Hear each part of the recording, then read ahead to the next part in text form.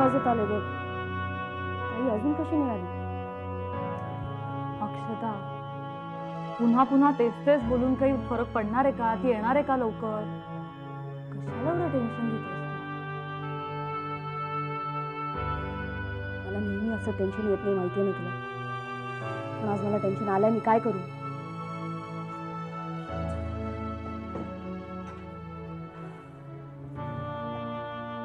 आईच्या ऑपरेशन बद्दल ताई त्या डॉक्टर करंडेला भेटायला गेले. त्याचं टेन्शन येतंय ग मला. अक्षता, मला कळतंय. जेवढी मला खात्री आहे तेवढी जर डॉक्टरांना खात्री असेल तर काहीच काळजी करायचं कारण नाही. आणि आपण आईला जेव्हा हॉस्पिटलमध्ये ऍडमिट केलं होतं तेव्हापेक्षा आता आईची कंडिशन खूप चांगली आहे अगं. दिवसभर ती डॉक्टरांच्या ऑब्झर्वेशन खाली असते. नको एवढा विचार करू. काय म्हणतेस ते कळतंय ग मला, पण नको नको ते विचार येतातच ग. ते टाळता नाही येत. नाही नाही त्या शंका येतात, तर कशा थोपवायच्या? डॉक्टर काय सांगतील याची उत्सुकता, भीती, शंका, तिन्ही गोष्टींमुळे ना मला काही सुचेनासच झालं ग. अक्षता, अशा वेळेला त्या गोष्टीचा विचार न करणं हे उत्तम. जे होणार आहे ते आपण थांबवू शकत नाही आणि बदलूही शकत नाही. मावशी, मगाचपासून मी तिला तेच तर समजवतेय. आणि त्यात आईचं ऑपरेशन ज्या दिवशी होईल त्या दिवशी मी इथं असेन की नसेन ही दुसरी काळजी. कदाचित असेल, म्हणजे या 1-2 दिवसात झालं तर असेल, नाहीतर मी दूर कुठेतरी. आणि अक्षता, अगं आम्ही आहोत ना इथे. आणि आम्ही इथे असून उपयोग काहीच होणार नाहीये. जे करणार आहेत ते डॉक्टर करणार. आम्ही फक्त हॉस्पिटलमध्ये जाऊन बसू शकतो. Nothing more than that. तुम्ही आता पुरेशा मोठ्या झालात म्हणून सांगतो. देव करो आणि असं होऊ नये, पण दुर्दैवाने जर हे ऑपरेशन सक्सेसफुल झालं नाही तर. नंदा मावशी.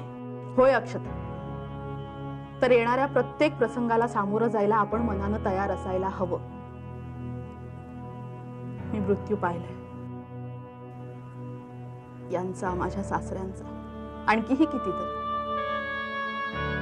आपण काहीही करू शकत नाही. विद्वत्ता, सत्ता, पैसा, श्रीमंती आणि करंड्यांसारख्या अनुभवी डॉक्टरांचं कौशल्यही कशाचाही उपयोग होत नाही. त्यावेळेस आपण असहाय्य असतो. नंदा मावशी, असं बोलवतं तरी कसं ग तुला? अनुभव. चिंगी हा अनुभव बोलतोय, मावशी नाही. गेली 7 वर्ष मी निशांतला बघते. आत्ता कुठे तो थोडासा सुधारायला लागला.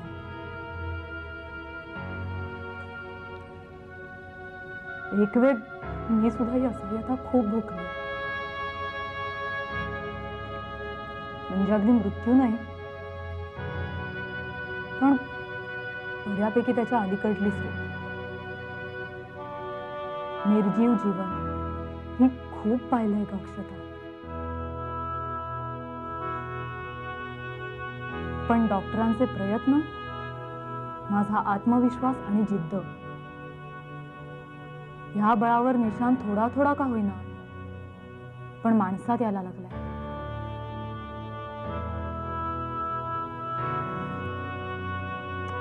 अक्षता, मन घट्ट कर. रादर ते आपल्याला करावंच लागतं.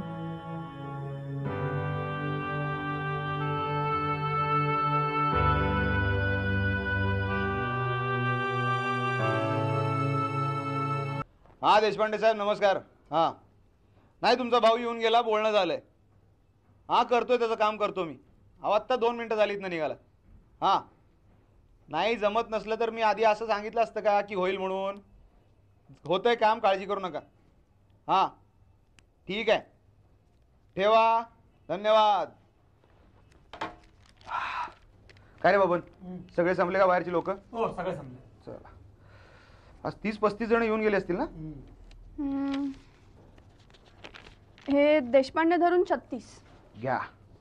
बरं, आता एक काम कर, आलेल्या सगळ्यांचे फोन नंबर, नाव, पत्ते, त्यांनी काय अर्ज निवेदन काय दिली आहेत ते सगळ्याची एक फाईल करून टाक, ठीक आहे? आणि वाजली किती? 5 वाजून गेलेत. घड्याळ राहिलेलंच आहे. 5? हो. अरे बापरे, पण जेवलेलो नाही ना कोणी? आबा आता त्यांना कशाला उठवताय? झोपलेत ना ते. झोपलेलो नाहीये, जागाच आहे. म्हणजे माझी झोप झाली आहे. सगळे बस ना. अगं झोप झाली, दुपारचा चहा सुद्धा झाला. अरे आबा, तुला सांगायचं म्हणजे आज आम्ही जेवलेलोच नाहीये. माहिती आहे मला. नवीन बातमी दिल्यासारखं काय सांगतोय? तुम्हाला जेवणाची शुद्ध आहे का? हं? हे बाबन जा रे, तू खाऊन घे. हा? पैसे आहेत का तुझ्याकडे? आहेत. हा जा, जाऊन ये. हो. तुझं काय का जेवणाचं? नाही, मी डबा आणला नाही मी सारखा. अगं मग सांगायचं नाहीस का? 1:30-2 वाजता आपण 15-20 मिनिटासाठी थांबलो असतो. असं कसं? हा? हे कसं शक्य आहे? जनतेच्या अनम्र सेवकाला जनतेला टाटकळ ठेवून जेवायला जाणं कसं जमणार? आणि काय ग, तू पण उपाशी राहिलीस ना म्हणून? आता मी एकटी कशी जेवणार? उद्यापासून जेवत जा. 1:30 वाजला की आपला डबा काढायचा आणि आतमध्ये यायचं. पहिल्यांदा जेवून घ्यायचं आणि मग कामाला लागायचं. आबा, मी पण असंच वागलो पाहिजे नाही? हे आम्ही कसं तुम्हाला सांगणार? आपल्यासमोर दरबार भरलेला असतो. आपल्याला त्या दरबाराची नशा चढलेली असते. लोक अर्ज, विनंत्या, कागदपत्र घेऊन आपल्यासमोर उभे असतात. आम्ही जर तुम्हाला सांगितलं तर कसं चालणार? आपण चिडाल आणि कोणातरी हुकूम फरमावाल. कोणाला तिकडे ह्या म्हाताऱ्याला ताबडतोब काळा कोठडीत टाका, नाहीतर याचा कडेलोट करा. आबासाहेब, आता आमच्या पोटात काहीतरी टाका. मी काय नोकर आहे का तुझा? आतमध्ये काढून ठेवलेलं आहे, वाढून घे आणि जेव. काय रे आबा? हे चल ग रेवा, आपण जेवूया. चल चल रे आबा, चल उठ. मी कशाला? माझं जेवण पचलं सुद्धा. बघ, सत्य आहे. अरे जेवण पचलंय, पण आमच्याशी गप्पा मारायला तर येशील? मी म्हणजे तुला काय तुझा बबन वाटलो? तू बोलशील त्याला माना डोलवायला, तू जोक मारलेस की हसायला. हा? आपल्याला नाही जमणार. आबा, आज एवढा का उचकलेस? याचं कारण असं आहे की तुझ्या डोक्यात हे भलतं वेड खूळ शिरलेलं आहे राजकारणाचं, आणि इतर लोकांना उपाशी ठेवण्याचं पाप करतोयस तू. अरे ही पोरगी अशी उपाशी राहिली ना तर एक दिवशी झीट येऊन पडेल. अच्छा अच्छा, म्हणजे रेवाताईंना उपवास घडला याचा राग आहे हो एवढा? बर बर बर बर बर. च्या मायला उद्या आम्ही झीट येऊन पडलो तर त्याचं काय नाहीच यांना? नाहीच आहे. मगाशी म्हटलं ना, हे तुमचं आवडतं खूळ आहे तुमचं, बाकीच्यांचं नाही. ते बिचारे पोटासाठी कामं करतात आणि तुम्ही. बस बस बस बस बस आबा. हे बघ, पोटात कावळे कोकलायला लागलेत. आता आम्हाला जेवून घेऊ दे. चल ग रेवा. कावळे कोकलतायत पण तोंडाची कावकाव काही कमी होत नाही याच्या. तुला दात काय काढायला झालं चिमणीसारखे? हा, जा तू पण जाऊन जेवून घे जा पटकन.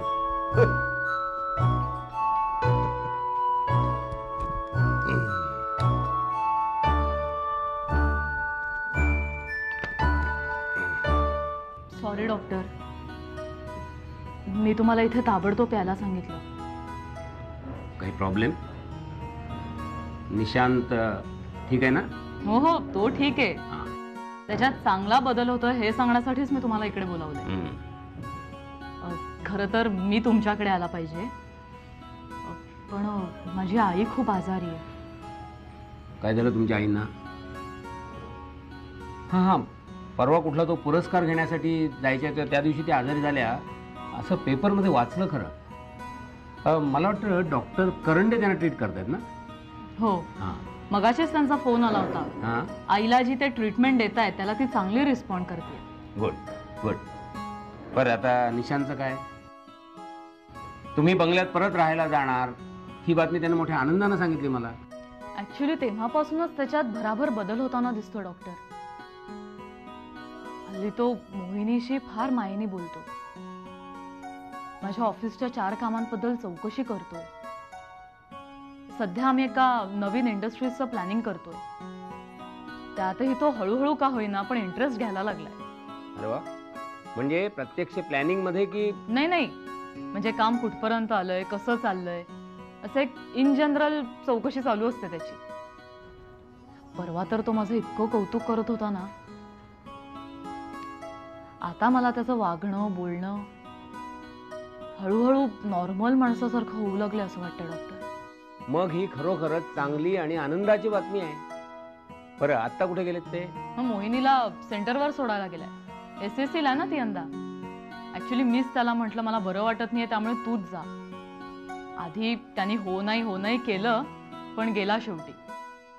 आणि तो गेल्याबरोबर मी तुम्हाला फोन करून इकडे बोलवून घेतलं. म्हणजे आपल्याला बोलायचंही होतं थोडंफार. मग आता हे सगळं ऐकल्यावर तुम्हाला काय वाटतं डॉक्टर?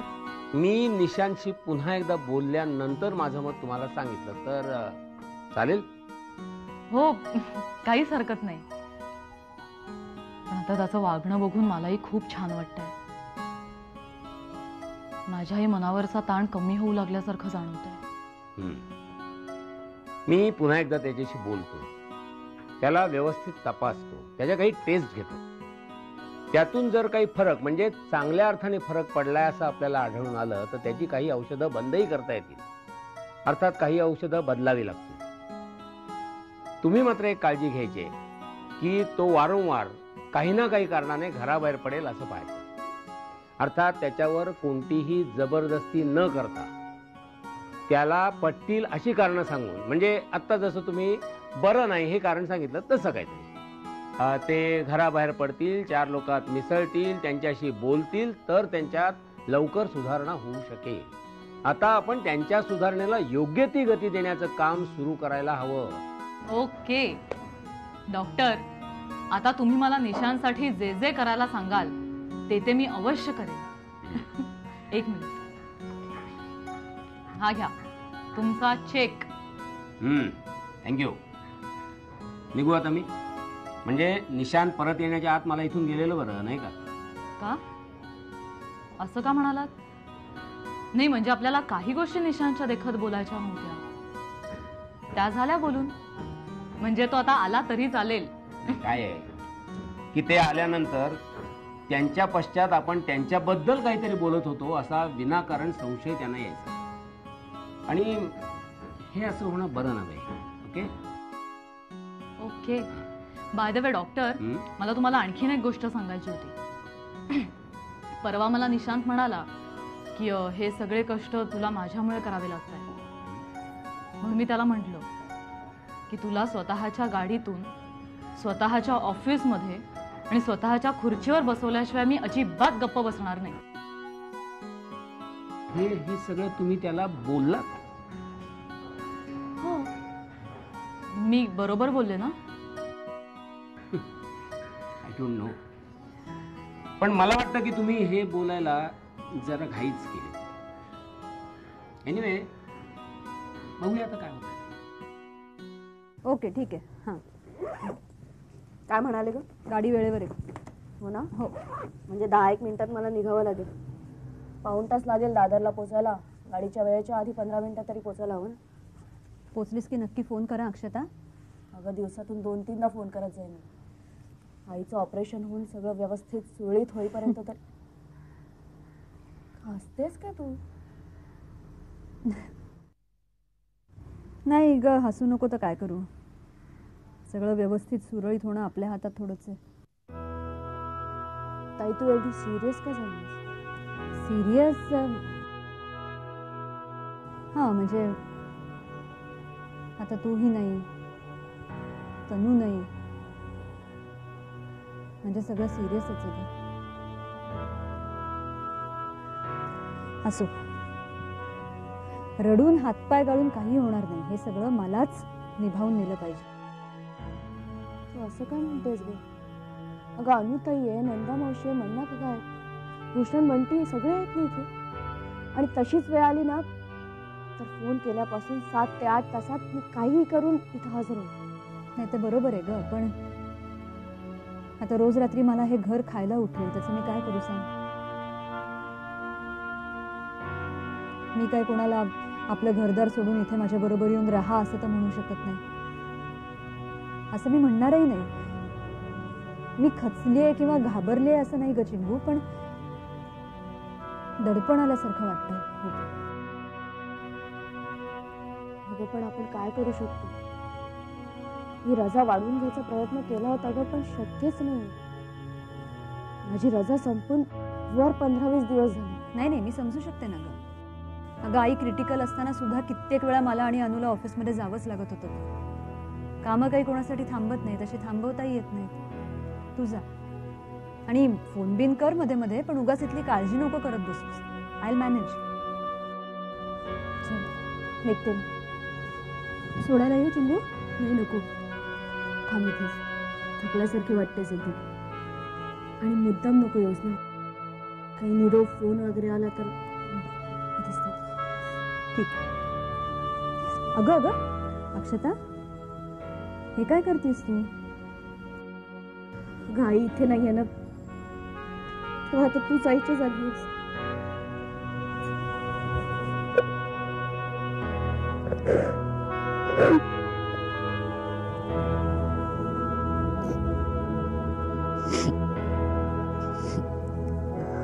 असं नाही करायचं चिंबू.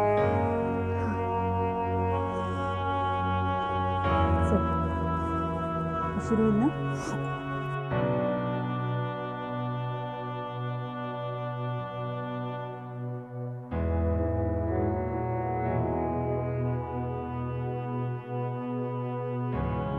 सांभाळ स्वतःलाही आणि आईला.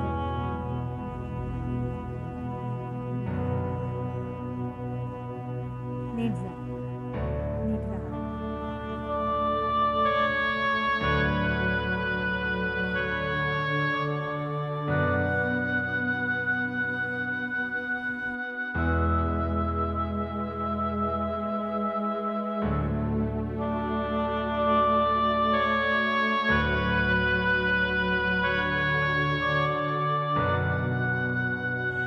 धीर न सुटणं आणि धीर सुटला नाहीये असं भासवणं, हे फार अंतर आहे गं.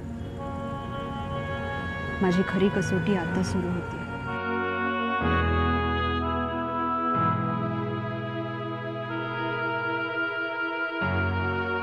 अरे पण अशी कशी स्टोरी दाखवली त्यांनी? आधी मॅडम का त्यांना काही सांगा नको? अरे पण तू माझ्यावर कशाला ओरडतोय? मी कुठे ओरडताय? माझा आवाज तसो. अरे बाबा, त्यांना कौशिक साहेबांची डायरेक्ट ऑर्डर होती. आता मॅडमच्या आईची तब्येत बरी नाही, त्यांचं आज ऑपरेशन होणार होतं. मॅडम म्हणल्या हॉस्पिटलमधनं मी डायरेक्ट इथं येते, तोपर्यंत कुणी कॅबिनमधनं हलायचं नाही. असं नाही, आता बसून राहा, दुसरा काय वाट बघूची. अरे पण मॅडमचा madam good morning. Good morning madam. Good morning. Madam, तुमच्या आईची तब्येत कशी? नाही, ऑपरेशन चाललंय. अजून 4-5 तास तरी लागतील. ते खूप टेन्शन होतं रे. त्यापेक्षा आमका टेन्शन दिलं बरा नाही. परशुराम, ही मस्करीची वेळ नाहीये. आधीच माझ्या डोक्याला खूप ताप आहे. Please try to understand. Sorry madam. बरं, आता मला एक सांगा, ही शिरोडकरांची स्टोरी टेलिकास्ट कशी झाली? ही कुणी केली स्टोरी? कुणाला विचारून केली? मी जरा माझ्या आईच्या आजारपणात गुंतले होते तर आपल्या ऑफिसमध्ये एवढे प्रॉब्लेम्स होऊ शकतात? मॅडम, तुम्हाला खरं सांगू का, या मधल्या दिवसामध्ये ते दिल्लीवाले कुठे होते, काय करत होते, ह्याचा आम्हाला दोघांना काही एक पत्ता नाहीये. असं कसं शक्य धनाजी? त्यांनी केली असेल स्टोरी, त्यांनी केलं असेल त्याचं शूटिंग, पण त्यांना कॅमेरा आणि कॅमेरामन आपणच प्रोव्हाइड केलेत ना. त्यांनी एडिटिंग केलं तेव्हा तुला कळलं नाही नचिकेत? नाही, त्यांनी एडिटिंग केल्याचं मला काहीच माहिती नाही. आता कौशिकने जर त्यांना एडिटिंग बाहेर करायला सांगितलं असेल तर आपण काय करणार ना. अरे पण मला न विचारता न सांगता ते असं कसं करू शकतात? त्यांना कौशिकचा आशीर्वाद आहे म्हटल्यानंतर ते काही करू शकतात.